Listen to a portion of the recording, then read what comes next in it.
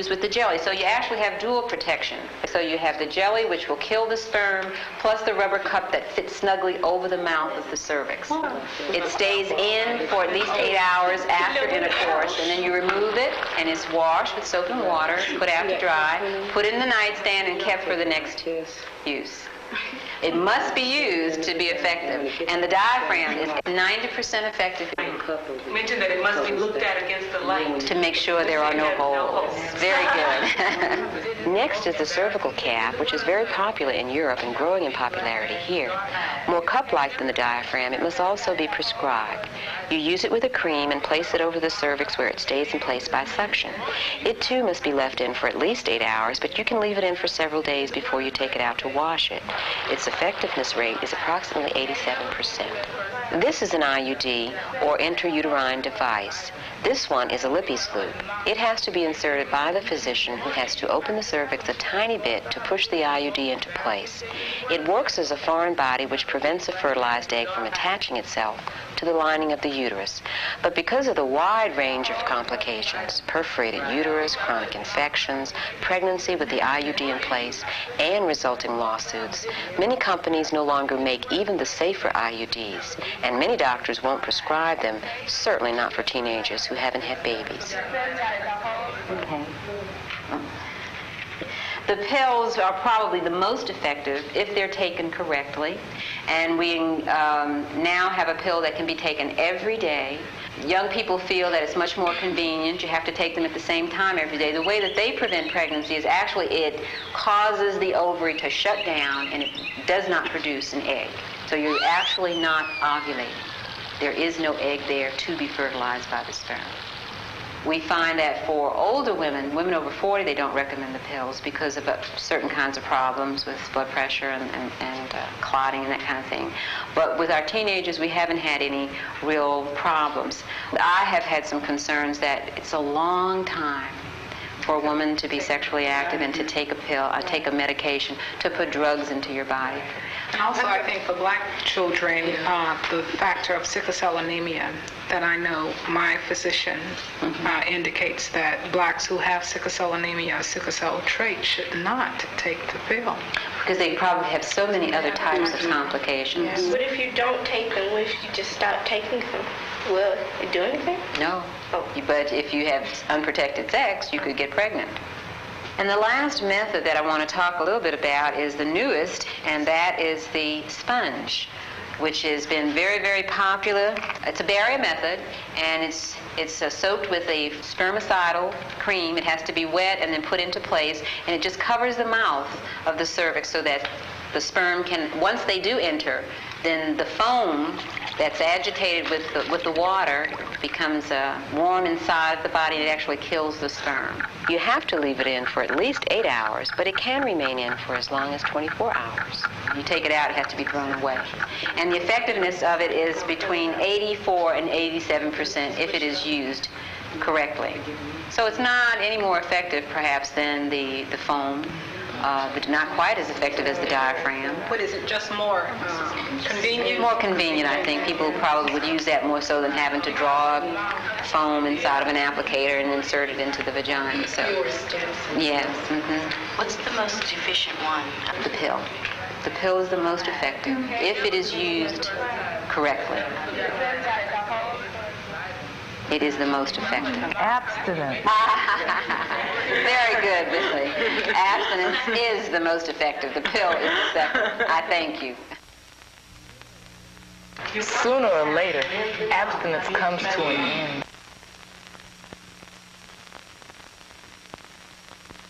Y'all really gonna make me work tonight.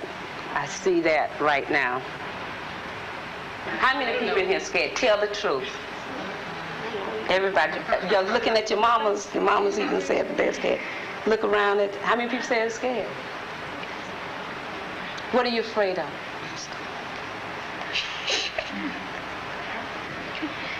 You have no idea? Before the night is over with, we will have a glimpse of what it might be. What are you afraid of? First 2 nights we had definite subjects that we were talking about. Tonight we don't know what we're going to be talking about. And I think that that's very scary. the opening up, letting go of not knowing what you might say or what you might hear. It's kind of frightening. What are you afraid of? The intensity. I don't know. It's just what not knowing what might happen. And that is exactly what mamas are always afraid of with daughters, not knowing what might happen. We mothers are so used to having control. It was real hard for me to begin to let go. But you do tell me the truth, and that's hard to come by. Sharing our feelings about ourselves and each other helps us in our process of empowerment. And I didn't want you to have to wait until you were my age to discover that. Tonight, what we're going to do is just begin to at least start seeing some of the fears that can happen, some of the chances that you take when you really start talking to each other. Like people who said that they didn't quite know what they're afraid of. You know, and if you're going to really be able to talk to somebody, you got to know something about what's happening with you. Because if you don't know what's happening with you, you can't tell nobody. So as long as you can't tell anybody, they have that right to keep putting some of their fears in there. We are scared too. But we were told that we were not supposed to be scared because we also have grown up to be an adult. And because we've grown up to be adult and now we have children, that all of a sudden we're supposed to know everything. And some of us have done well in trying to know everything. And some of us have had a hard time in trying to know everything. So most of us are trying to find a way to share with each other those things we know. But also we're trying to find a way to share with each other things we don't know. Does anybody not feel good about themselves sometimes? Who? Let's see hands.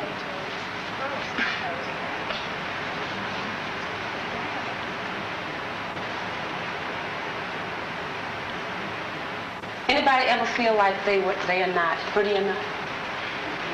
Tell the truth, y'all. Yes. Yes. That your hair is not quite right? Yes. Yes. You're not quite the right size yet? Yes. Or maybe you are more the size than you want to be? Yes. I want you to tell me what it is that you absolutely adore about yourself. My name is Iman, and I think I have two things. Oh, good. That's a good start.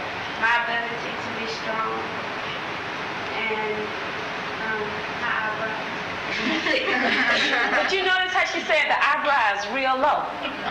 Now, did y'all notice that? My ability to be strong, my eyebrows. Would you do that again? Both of them? Yes, both of them. Okay, my ability to be strong and my eyebrows. Show us your eyebrows. What is it you like about your eyebrows? I have the arch in my other people. Do you feel real good about that? What do you mean about being strong? I'm able to handle a lot of things. What you mean by a lot of things?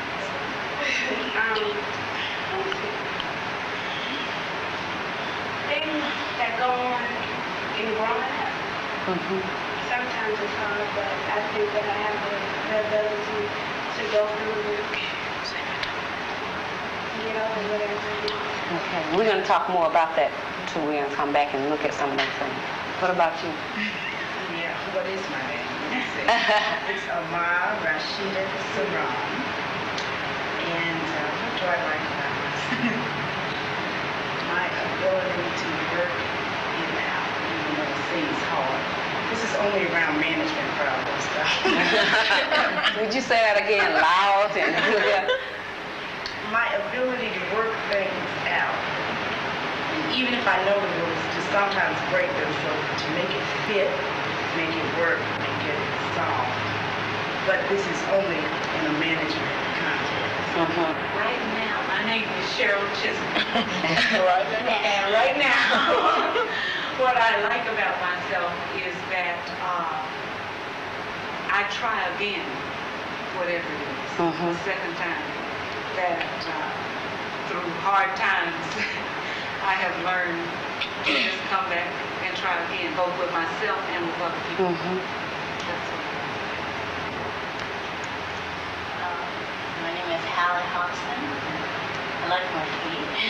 Show us your feet. What do you like about them? Wonderful. And I think I have an ability to make friends with people and sometimes to be thoughtful, I think. And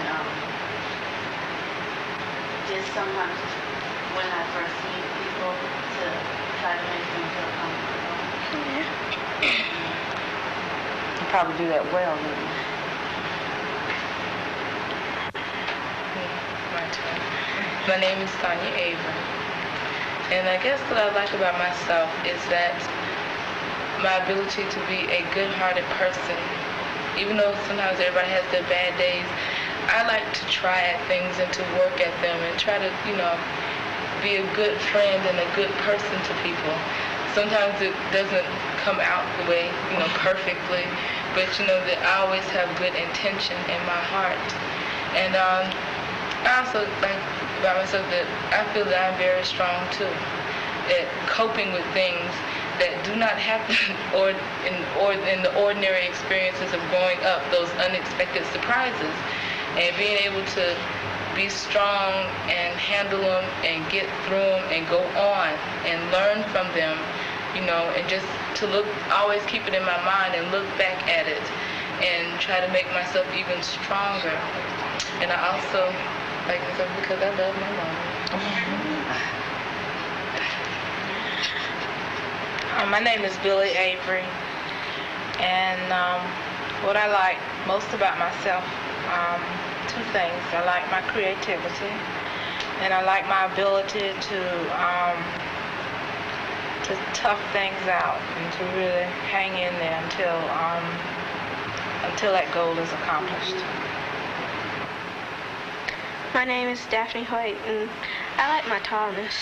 You like what? I like my height. Your height? Yeah, for my age, I tower over everybody Could you else. stand up and show us that height and tell us again that you just love your height? I like my height. Again, wait a minute, hold it. You have to model that height. Look how beautiful. Beautiful. Tell us again. I like my height. All right. I'm Eleanor Hinton Hoyt, and I think I like my capacity for growth, and I like my perceptiveness.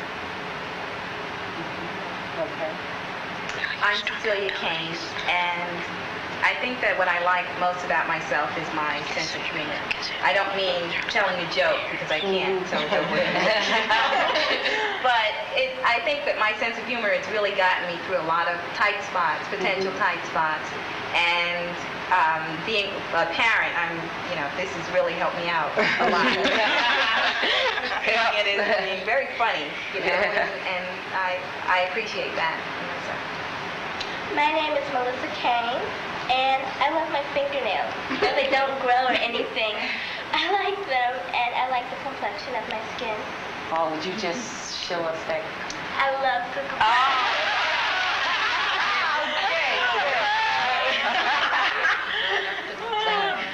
My name is Janice Watley, and what I like about myself is the ability to give the other person the benefit of the doubt. My name is Deria Watley, and I like my dimples. So well. My name is Margaret Cole, and I like my ability to be compassionate and a friend. My name is Crystal Cole, and I like my eyes. Your eyes, they are beautiful. They are absolutely beautiful. Sean, I want you to come sit up here with me. You might give me a pillow. My name is Fashonda Allen with a capital S, Lene with capital N, and Allen with capital A. That's one thing I like about me. The other thing I like about me is me.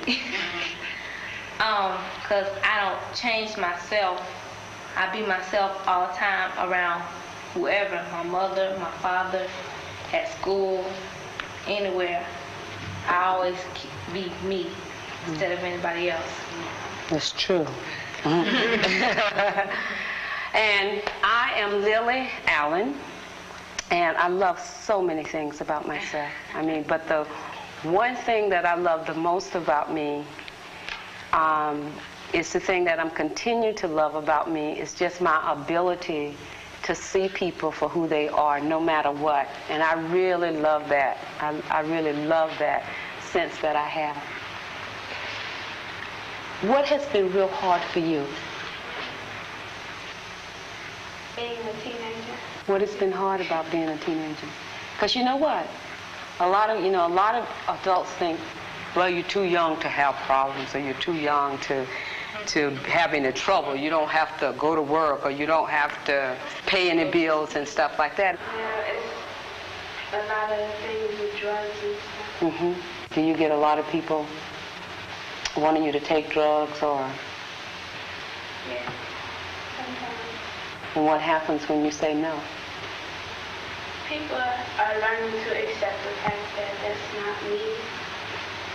And some people just don't want to accept the fact because I guess they don't like the idea of me being different. How does it feel to be different? It feels good. Does it get hard sometimes?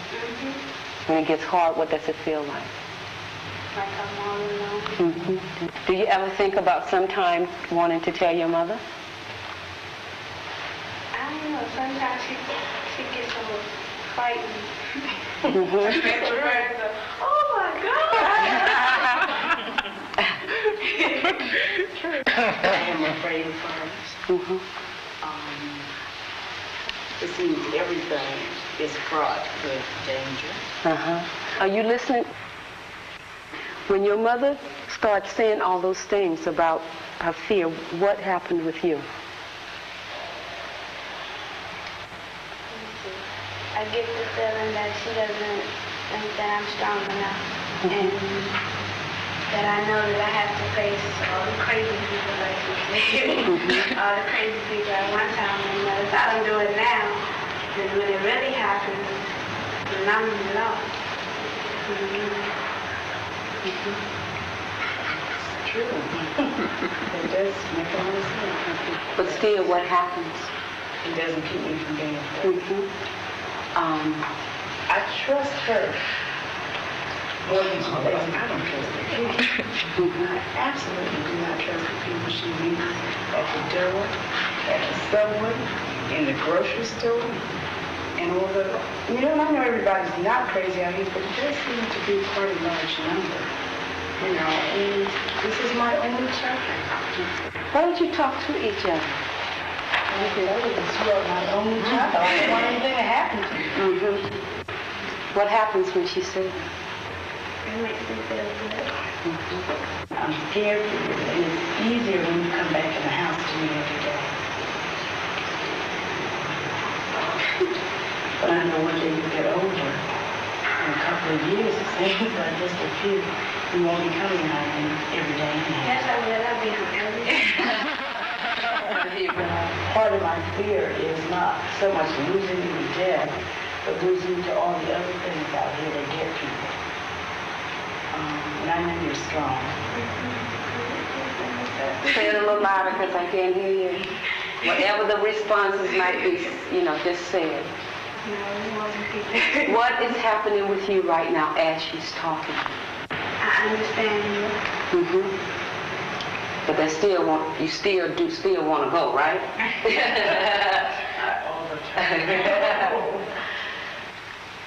What has been hard for you? It was hard for me to go. When I first left, I was like, are you going to leave me here? Like, no. I was devastated. I was. That's how I was feeling. Like, are you going to leave me here? When I saw that little blue truck, I was like... I had the comfort of knowing one person, but still, you know, it's hard coming to school late, and everybody has gotten a chance. Everybody knows everybody, and then you come in, and it's like, I felt like a misfit. I felt like people just always looked at me like, oh, I don't like her. It was terrible. I used to sit in my room and cry all day. I didn't ever want to go anywhere with anybody. I just wanted to go home. You can call home, but, you know, they can't get there in a jiffy. So, you know, a lot of things you have to deal with on your own. And, you know, I think the more I've noticed is that maybe I don't put enough trust into other people to share, because I might tend to be more of a private person. I like to sometimes go through stuff by myself. Sometimes I just might feel like I just don't want to talk to you, you know. I just don't want to tell you. And, you know, it's like there's a perfect person in my head who I could just open up to. You know, that person, you know, sometimes it's just not a real person. It's like, you know that perfect person that could help you, but it's not possible to find that person. And sometimes I just more or less wait for that person to go.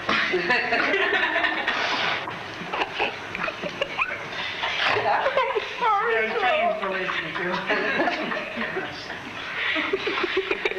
Let's find out what's going on with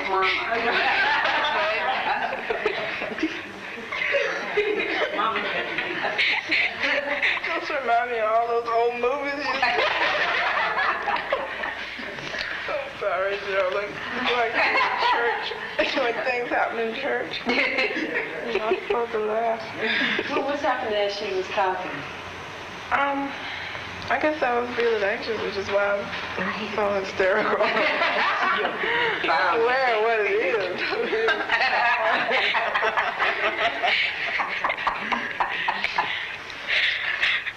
Would you say that again? Feeling what? Hysterical. I didn't know whether she was talking about at school, whether she was talking about with us. I was having trouble understanding whether she was talking about people at school. So I didn't know whether you were talking about people at school or were you talking about us. Well, no, the people, it's more the people at school, because to me at school, or to me in general, I have never really found anybody that's like me. So you feel kind of alone? Yeah, sometimes I do feel alone, you know. But then I don't quite understand why I might feel the need to put that on myself, to make myself lonely. Sometimes it's almost as if I want to make myself depressed so I can cry.